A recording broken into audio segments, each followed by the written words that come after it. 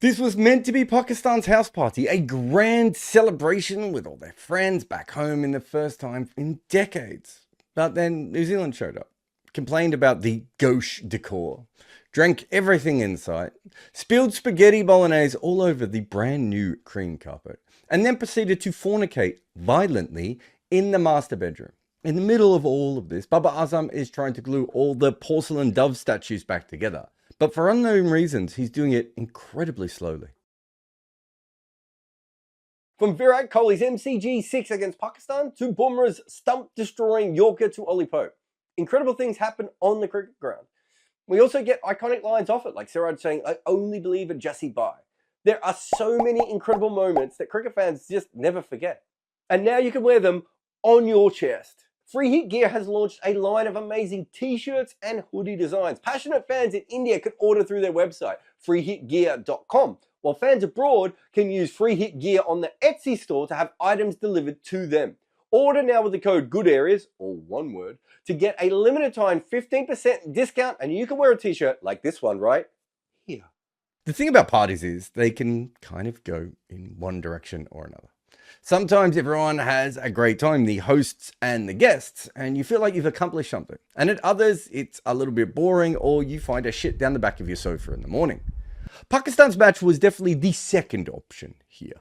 I mean, think about this. Will Young wasn't even really invited. In fact, I'm not sure Will Young is ever invited to any parties. He's just there. He's the perennial backup. But his innings was absolutely extraordinary for the fact that he was kind of batting on his own for a long period of time.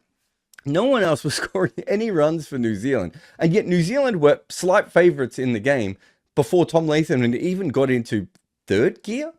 It was a very, very good knock for a player who is the understudy and will probably still find his way out of this team at any stage during this tournament. And then you have Tom Latham, who is the guest that you're not even really worried about, right? Like if he comes to your house, you're like, well, he's not going to break anything. Like he might linger a little bit longer than he should, but he'll be fine. Maybe he'll be a little bit boring. Tom Latham has gone on to play one of the weirder innings I think you'll see, where he's just decided that he's only going to hit the ball where his ass is pointing. A lot of that was sweeping against the spinners and the ball was holding a little bit. But realistically, when you go back and you have a look at where he was actually hitting the ball, it's kind of wild because he was sweeping the ball a lot, but then also he was ramping the ball and he played pull shots behind square on the leg side and he flicked the ball on the leg side. He just decided that fine leg and backward square leg and maybe slightly in front of were the only places he was going to score. Now, usually that wouldn't matter. But of course, afterwards, Glenn Phillips turned up. And the thing with Glenn Phillips as a party guest is he doesn't always hang around that long. Yes, he can cause a lot of chaos, but he's not usually that involved. But in this situation, he didn't have to go full Glenn Phillips from the moment he got there. In fact, he was calm. He wasn't calm for like a normal person. He was calm for Glenn Phillips, which is not all that calm as a general rule. But you have a look at him just knocking the ball around. He didn't have to go straight away. And also, once he starts to score really quickly, Tom Latham doesn't have to go as hard. Because of what Will Young had set up, they had this perfect party platform available to them. And they just both had to bat to the best of their ability, which was Latham occasionally finding a boundary when he had to and running really hard. And Glenn Phillips just, fucking shit up. I mean, does anyone just fuck shit up better than Glenn Phillips in the field, with the ball, with the bat? He might be cricket's greatest entertainer. In fact, I don't even know why I said might. He is cricket's greatest entertainer. And so New Zealand's score went beyond the 270 to 280 that at some stages it looked like they might sort of fade out to.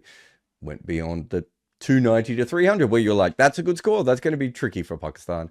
And it went to the 300 to 320 zone where you're like, you better hope that the conditions hold up almost exactly the same or the dew comes in.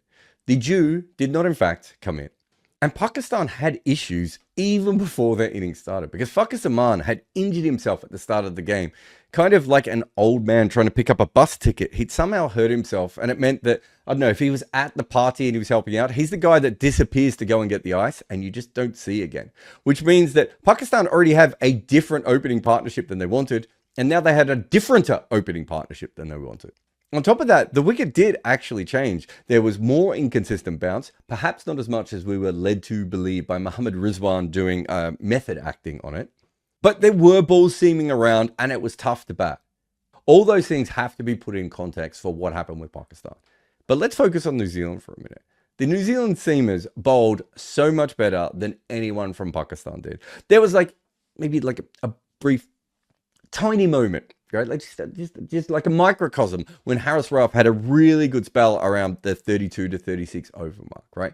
And definitely should have got a wicket in that period. But realistically, most of the time the Pakistan seamers didn't get all that much from the surface, whereas the New Zealand seamers got a lot. Matt Henry was almost unplayable. Will O'Rourke bowled really well, and Pakistan went nowhere. In fact, it would probably be fair to say that they almost forfeited the first 17 or 18 innings. You know, when you go to a party and you get there and you realize that the hosts aren't actually sure what the party is. Is it the kind of party where you all sit around on sofas and you chat shit? Is it the kind of party where, people jump off the roof into a swimming pool that doesn't even have any water? Like, what kind of party is this supposed to be? Well, Pakistan had absolutely no idea. And so they were just squeezed. And it wasn't just the New Zealand seamers, although the New Zealand seamers did a great job. It was also the fielding. They had this incredible field at one stage where they had a backward point who was a little bit tighter to the batter. Then they had point back on the edge of the circle, and then like a cover point. So there were three fielders not that far from each other, and they were bowling the channel just outside off stump and essentially daring Pakistan to hit the ball through it.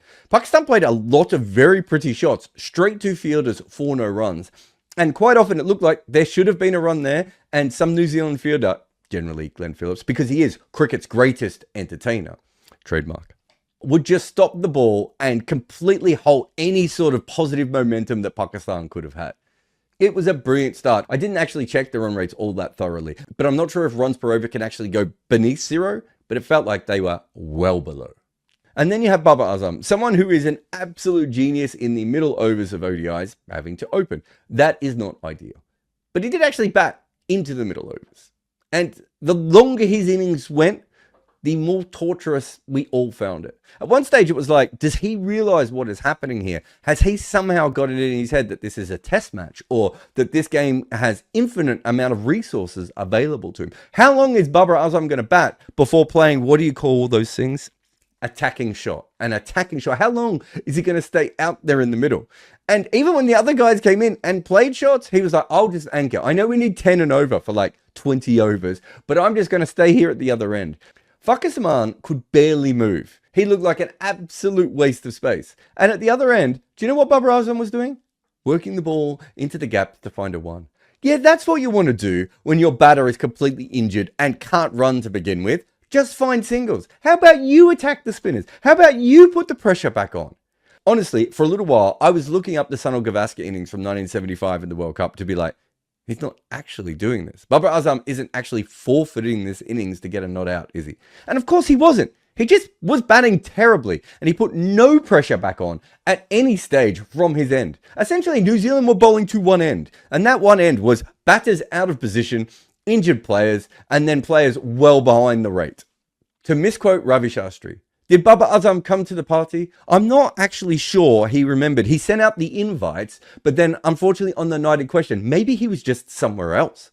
And if you are a Pakistani fan and you're thinking this went about as bad as it could get, this wasn't actually as bad as Pakistan were in the first game of the Champions Trophy last time.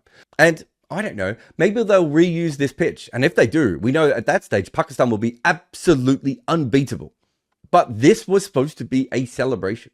Cricket coming home to Pakistan.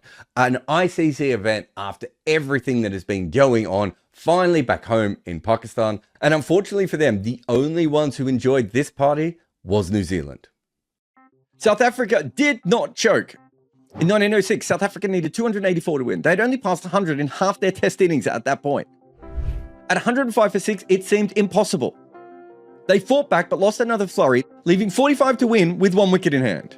At the crease was Dave Norse, who was a capable batter, and he was joined by Percy Sherwell, the only debutant captain keeper and number 11 in Test cricket history.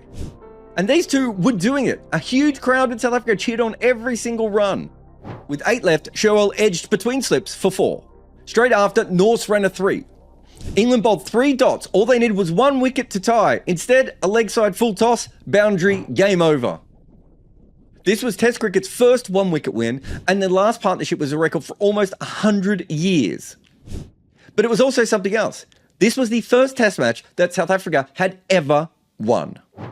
Buy my book on Amazon, Overthrowing Cricket's Empire.